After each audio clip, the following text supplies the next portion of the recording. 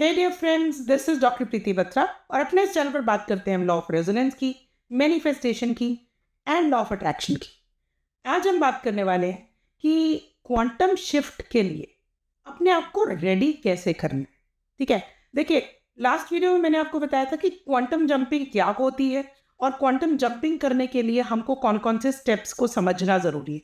तो हमने कॉन्सेप्ट्स तो समझ लिए कि हमारी पैरेलल रियलिटीज़ होती हैं, फिर हमने ये भी समझ लिया कि हमको किस चीज़ पर फोकस करना है, फिर हमने ये भी समझ लिया कि जब हम फोकस अपने उस जॉय पर करते हैं, उसके बाद में जब हम उस फीलिंग को पूरी तरह से समझ लेते हैं या नॉर्मल समझते हैं, तभी हम उस चीज़ को अचीव कर पाते हैं, क्योंकि हम डिटैच्ड हो जाते हैं उसके रिजल्ट से। लेकिन ये जितना देखने में या सुनने में आसान लग रहा है ना, उतना आसान है नहीं। और क्या रीज़न है कि ये इतना आसान नहीं है? क्यों? क्योंकि हम जो है ना, हम आदी होते हैं अपनी पास्ट रियलिटीज़ में रहने के।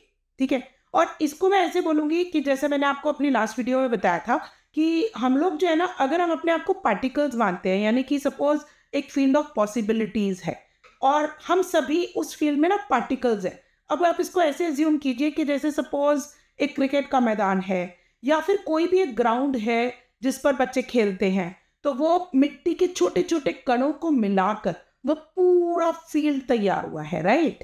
तो अब वो जो कण है, हर छोटा कण किस समय कहाँ प्लेस्ड है, उसके ऊपर डिपेंड करेगा कि वो कण जो है वो लेट्स से अगर पिच के ऊपर है या फिर जो है वो जहाँ पर सिक्सर मारना है वहाँ पर है, तो उस चीज़ पर डिपेंड करेगा कि उसको क्या चीज़ मिलने वाली है। ठीक है, सिमिलरली अगर हम अपने आप को भी पार्टिकल्स के रूप में देखते हैं, यानी कि क्योंकि हमको एक फिजिकल एंटिटी मिली हुई है, ये जो बॉडी है ये हमको मिली हुई है, तो हम अपने माइंड को अगर हम इस तरीके से अट्यून कर लें, यानी कि हम इस टाइप से उस चीज़ को एक तरीके से ना अपने आप को ट्रेन करें कि जिससे कि हम राइट प्लेस पे, राइट जगह पे अवेलेबल हो सके। ठीक है, यानी राइट टाइम पे राइट जगह पे होने से हमारी जो अपॉर्चुनिटीज़ हैं, हमारी जो पॉसिबिलिटीज़ हैं, उसका सारा सिस्टम हमारे लिए ओपन हो जाता है।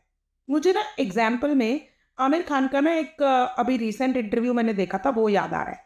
और उसमें उन्होंने बोला कि जिस टाइम पे उनको प्ले से निकाला गया था क्योंकि महाराष्ट्र बंद था, तो वो ना प्ले को बाहर ऑडियंस में बैठकर देख रहे थे। अब वहाँ पर उस समय जो उनको पहला ब्रेक थ्रू मिला था, वो उस टाइम मिला जब वो ऑडियंस में बैठे हुए थे। तो वो कहते हैं कि राइट टाइम पर राइट जगह होने की वजह से उनके लिए वो पॉसिबिलिटी ओपन हो पाई। यही चीज़ हमको यहाँ अपने लिए तैयार करनी है, यानी कि अपने आप को क्वांटम शिफ्ट में अपने आप को देखने के लिए कि हाँ, हम इस चीज़ के लिए तैयार हैं या नहीं है, या फिर उसके लिए हमको खुद को तैयार करना कैसे है। इसके लिए हमको पहला स्टेप क्या लेना है, अपने आप को पास्ट रियलिटीज़ में से निकाल कर अपनी फ्यूचर रियलिटीज़ में खुद को देखना शुरू करना है। ठीक है, देखिए जो पास्ट रियलिटीज़ होंगी ना, वो हमको बार बार अपनी तरफ खींचेगी। आप नोटिस करेंगे कि आपकी लाइफ के ना बहुत ही सेट पैटर्न्स हैं, यानी एक चीज़ जो आपके साथ में आज हो रही है, वही सेम चीज़ रिपीटेडली थोड़े टाइम के बाद दोबारा होती है। से फॉर एग्जाम्पल, अगर लेट्स से आपको हर थोड़े दिनों में जो है ना आपकी बॉडी बीमार पड़ती है, तो आप नोटिस करेंगे कि वही काम होता रहेगा। अगर लेट्स से आपका किसी के साथ में झगड़ा होता है, तो वही काम जो है ना वो होता रहेगा। इनफैक्ट इंटेंसिटी उस चीज़ की बढ़ती रहेगी, धीरे धीरे धीरे धीरे ना वो वाले काम की इंटेंसिटी बढ़ती चली जाती है। क्यों होता है ऐसा? क्योंकि हम पहली बार में ना इस चीज़ को समझ ही नहीं रहे हैं कि हमको अपनी इस पास्ट रियलिटी में रहना ही नहीं है। हमको तो यूनिवर्स रीडायरेक्ट कर रहे हैं बार बार ये वाली सिचुएशंस दिखाकर कि ये तुम्हारा पैटर्न है, ये तुम्हारी पास्ट रियलिटीज़ हैं, तुम इसमें ज़्यादा दिन रहोगे तो वो चीज़ें नहीं देख पाओगे जो तुम देख सकते हो। ठीक है, यहाँ ये समझना है कि जो हमारी फील्ड ऑफ पॉसिबिलिटीज़ है वो इतनी बड़ी है कि वो सभी के लिए ओपन है, यानी कि एंडलेस पॉसिबिलिटीज़ है वहाँ पर। जो काम हमारे संसार में किसी और व्यक्ति ने किया हुआ है, वो उसकी पॉसिबिलिटी जो है उस टाइम पर उस पॉसिबिलिटी में वो था, इसलिए उसने उस चीज़ को अचीव कर लिया। क्या हम नहीं हो सकते उस पॉसिबिलिटी में? हम क्या करते हैं ना, हम लॉजिक्स के साथ में सोचते हैं, यानी कि पास्ट में हमारे साथ में जितना हुआ होता है ना, हम उसी के बिहाफ पर, उसी के बेसिस के ऊपर ना अपनी लाइफ को जज कर लेते हैं। ठीक है, तो ये जो जजमेंट है ना, आज वो निकाल दीजिए। तो फर्स्ट स्टेप जब आपको ये देखना है कि अपने आप को तैयार कैसे करना है क्वांटम शिफ्ट के लिए, फर्स्ट स्टेप उसके लिए है स्टॉप जजिंग।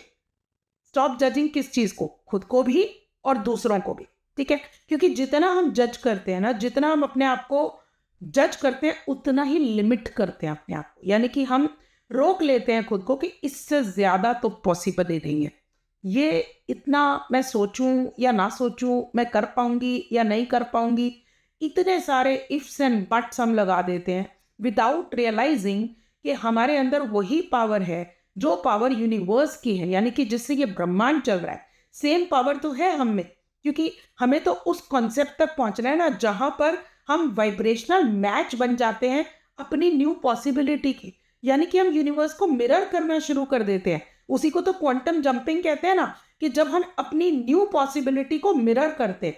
अब ये चीज़ हमको यहाँ नोटिस करनी है कि अगर हम ये चीज़ अभी नहीं कर पा रहे हैं तो क्यों नहीं कर पा रहे हैं? क्योंकि शायद हम लॉजिक्स में सोच रहे हैं, शायद हम पास्ट रियलिटीज़ के बारे में सोच रहे हैं, शायद हमने अपने आप को ना जज करके बहुत ही स्मॉल डायमेंशंस में रखा हुआ है, ठीक है? स्मॉल डायमेंशंस में रखा हुआ है हमने ये सोच के कि ये तो पॉसिबल ही नहीं है।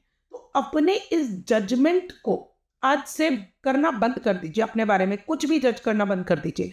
मुझसे ये नहीं हो सकता, मुझसे ऐसा नहीं हो सकता, मुझसे वैसा नहीं हो सकता, क्योंकि हमारे दिमाग में ये ऐसा या वैसा या कॉन्फिडेंट नहीं हो या ये चीज़ नहीं हो सकती है, फलाना ढिमकाना, ये क्यों आती है? क्योंकि हम बैक स्टोरीज लेके चल रहे होते हैं हमारे माइंड के अंदर कि अरे पिछली बार ना ऐसा हो गया था, अरे जब मैं छोटी थी ना तो मेरे हिस्ट्री टीचर ने मुझे डांट दिया था, या मुझे मेरे पीटी टीचर ने मुझे डांट दिया था, उन्होंने मुझसे ऐसा बोल दिया था या वैसा बोल दिया था, तो उन्होंने मुझे ये बोल दिया कि मेरे अंदर कॉन्फिडेंस नहीं है, एट्सेट्रा एट्सेट्रा एट्सेट्रा। कितने सारे लॉजिक्स हम लगाते हैं अपने माइंड के अंदर ही। मतलब हम एक अगर अपनी नई पॉसिबिलिटी के बारे में सोचते हैं ना, तो हमारा पहला थॉट जो हमको नई पॉसिबिलिटी दिखा रहा है, उसके रिएक्शंस हमारे इस क्रिया की, यानी कि इस थॉट के जो रिएक्शंस हैं, वो हमारा मन हमको दे रहा होता है। और हमारा मन कहाँ से उठा के दे रहा होता है? पीछे से उठा के, बैक स्टोरीज से, हमारे बिलीफ सिस्टम से, हमारे जो मेमोरीज हैं वहाँ से निकाल के दे रहा होता है। तो हमारे पास्ट एक्सपीरियंसेस, मेमोरीज और बिलीफ सिस्टम से हमारे पास में बार बार हमारी जजमेंट्स आती है। तो सबसे पहला काम हमको करना है स्टॉप जजिंग योरसेल्फ, ठीक है? सेकेंड काम हमको ये करना है कि वेलकम द क्योस। अब आप बहुत हैरान होंगे, ये क्या मतलब? अब आप खुद सोचिए ना कि जब भी कहीं पर भी कोई भी चेंज आता है तो क्योस लेके आता है ना, क्योंकि क्योस के बाद ही तो हम इवॉल्व होते हैं। क्योस आना क्यों जरूरी है? देखिए, जब तक आप इस प्रेजेंट सिचुएशन में रहेंगे, प्रेजेंट रिजल्ट्स ही आपको मिलेंगे। यानी कि वही लोग जिनके साथ आप डील कर रहे हैं, वही टाइप की हैबिट्स जिनके साथ में जैसे आप कल सोच रहे थे वैसा ही आप सोच रहे हैं। तो अगर हम सेम काम रोज करेंगे तो रिजल्ट्स भी हमको सेम ही मिलेंगे। तो अगर अपने आप को तैयार कर रहे हैं ना क्वांटम शिफ्ट के लिए, तो आने दो, टेंशन आने दो। ये जो टेंशन है ना, ये लॉ ऑफ डिसरप्शन की वजह से आ रही है। यानी कि आपकी प्रेजेंट रियलिटी को ब्रेक करने के लिए आ रही है। ये जो भी कोई प्रॉब्लम आ रही है, जो आपको you can perceive it as problem, आपको दिख रहा है कि ये क्योस है, आपको दिख रहा है ये प्रॉब्लम है, but actually that is not a problem. That is something where you are disrupting your present reality. अपनी प्रेजेंट रियलिटी को तोड़ने के लिए आप इस क्योस को वेलकम कीजिए। आप ना सिर्फ ऑब्जर्व कीजिए और आप अपने आप को देखिए कि ओह, ये इस वजह से आया है, ये मुझे मेरे न्यू रियलिटी की तरफ ले जाने के लिए आया है। कोई भी आपका फेलियर हो, कोई भी आपको, लेट्स से आप बहुत कोई चीज़ ना बहुत शिद्दत से चाहते हो लेकिन वो पूरी नहीं हुई, और आपको लग रहा है कि यार मैंने इतना मैनिफेस्ट किया, मैंने 369 भी किया, 555 भी किया, मैंने इतनी सारी मैनिफेस्टेशन टेक्निक्स की, अपने आप को विजुअलाइज भी किया, फिर भी ये मेरे को अचीव नहीं हुआ। तो मान के चलिए यूनिवर्स का प्लान आपके लिए कुछ और है। क्योंकि जब आप यूनिवर्स के प्लान के ऊपर सरेंडर करते हैं ना, तो आप किसी भी फेलियर को एज फेलियर नहीं देखते, क्योंकि आपने तो जजमेंट छोड़ दिया ना। फर्स्ट स्टेप है हमारा स्टॉप जजिंग। आप उसको इस रूप में देखते हैं कि ये मुझे रीडायरेक्ट कर रहा है टुवर्ड समथिंग एल्स। अब वो समथिंग एल्स क्या है?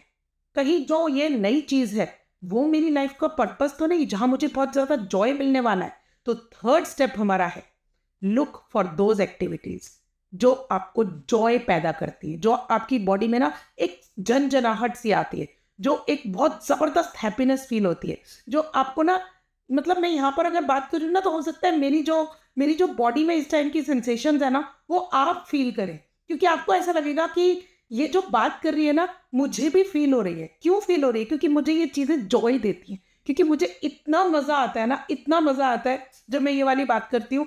मुझे ऐसा लगता है कि जैसे मैं क्या इम्पैक्ट लोगों की लाइफ में क्रिएट कर सकती हूँ। वाओ! जब आप ये वाओ वाली फीलिंग में आते हैं ना, मतलब आपको हर चीज़ में वो फीलिंग आनी शुरू हो जाती है कि अगर इवन फेलियर भी आया ना, तो आपको लग रहा है यहाँ से मैंने कौन सा लेसन लिया है, ये मुझे लेसन बहुत जॉय दे रहा है। वाह! और जब आपको ग्रेटफुलनेस फील होने लगती है, जब आपको लगता है कि बस मुझे ना हर चीज़ में मज़ा लेना है, मुझे इतने ब्यूटीफुल तरीके से आगे बढ़ना है ना, क्योंकि मेरी प्रेजेंट रियलिटी मेरी फ्यूचर रियलिटी के साथ में कनेक्ट तब होगी जब मैं ये 3 प्रोसेसेस को अच्छी तरह से फॉलो करूँगी। यानी क्या? Stop judging anything. अपने बिहेवियर्स को, अपने जो भी इमोशंस मुझे फ़ील हो रहे हैं उनको, या फिर इवन लोगों को भी जब मैं जज करना छोड़ दूँगी, पहली चीज़। दूसरी चीज़, जैसा कि मैंने आपको बताया कि जब आप जज करना छोड़ देते हैं ना, तो आपका माइंड कहाँ चला जाता है? आपका माइंड आता है आपके लॉ ऑफ डिसरप्शन पे, यानी कि अब क्या ऐसा नया क्रिएट करने वाली हूँ मैं, ठीक है? अगर कोई क्योस आ रहा है, let me welcome that, that's okay, ठीक है? और फिर थर्ड चीज़, जब आप बहुत प्यार से अपनी आने वाली लाइफ में हर चीज़ को एक्सेप्ट करते हैं, हर चीज़ को ये इस नज़रिए से देखते हैं कि ये मुझे मेरी उस रियलिटी की तरफ पहुंचा रहा है जो रियलिटी मेरी है, एक्चुअली है। यानी कि आपने उस फ्यूचर रियलिटी को ऑलरेडी अपने अंदर एब्जॉर्ब कर लिया, धारण कर लिया है, ठीक है? जैसे कि होता है ना, ओम भूर्भुवः स्वः तत्सवितुर्वरेण्यम, वरेण्यम। जब आप धारण कर लेते हैं अपनी न्यू रियलिटी को, ऐसे जैसे जैसे कंबल नहीं ओढ़ लेते हैं, वैसे आपने ओढ़ लिया है अपनी न्यू रियलिटी, और आपको ना हर चीज़ उसी एंगल से दिखाई दे रही है। बस जब आप ये 3 स्टेप्स लेते हैं, then you get prepared, you are prepared, you are preparing yourself to take that quantum shift, ठीक है? नेक्स्ट वीडियो में मैं आपको बताऊंगी कि किस तरीके से आपको ये साइंस दिखेंगे कि आपने जो है ना वो quantum shift almost you are just there, कैसे ये फीलिंग आएगी, ठीक है? तो अभी क्या है, आपको अपने आप को तैयार करने के लिए जज करना छोड़ना होगा और क्योस को वेलकम करना होगा। एंड थर्ड थिंग, आपको हर चीज़ में जॉय ढूंढना है, ठीक है? मतलब अगर कोई ऐसा भी काम हो रहा है ना जहाँ पर आपको लग रहा है कि इस काम में कहाँ से जॉय ढूंढूं, अगर आपकी आई ऑफ एप्रिसिएशन हो जाएगी ना, तो आप उस चीज़ में भी जॉय ढूंढ लेंगे। कोई भी ऐसा काम जहाँ पर आप जॉय ढूंढने के लिए अपना फोकस उस जॉय पर डालते हैं, तब आपकी लाइफ में जॉय डेफिनेटली आता है।